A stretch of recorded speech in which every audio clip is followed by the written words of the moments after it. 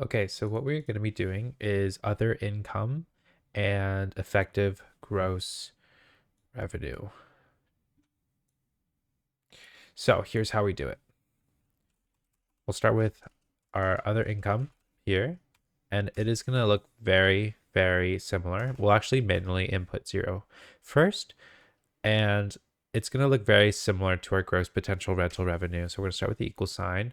We're going to take our property square foot, lock that in with F4, multiply that by our total income, total other income per square foot per year. We'll lock that in. Since it's per year, we need to make it per month. We're going to divide that by 12. Now, if we just clicked enter there, it would be 20,000. But you'll see here that it will maintain 20,000 if we keep going month by month. And we know that this is going to be growing by 3% each year.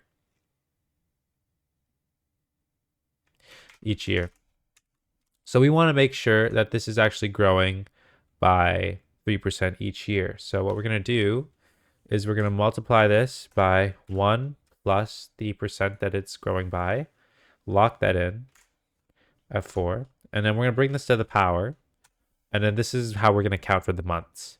So I'm going to start off by taking the month, subtracting 1 so that we don't get a growth, a 3% growth on the first month. And we're actually going to make that a bracket. Whoops. We're going to make this a bracket. And then we're going to divide by 12. And that's how we get the per months.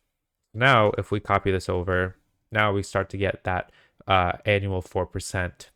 But now it's like what that 4% would be per year, but in months now. So we can copy this, bring it all the way to the end, and it'd be Control R. Perfect. And now we do our effective gross revenue, which is just including our other income. So this one is actually very, very easy. We just copy net rental revenue, because what is our net rental revenue? It's just basically the sum of this. And that's basically what we're doing. We're summing these two together. And we can keep the formatting the same as the net rental revenue because it is a total cell. And we just have to replace this. We can give this nice bold, effective gross revenue. And boom, all these are automatically summed all the way to the end. And that will give us our effective gross revenue. Perfect. All right, let's move on to the speed version.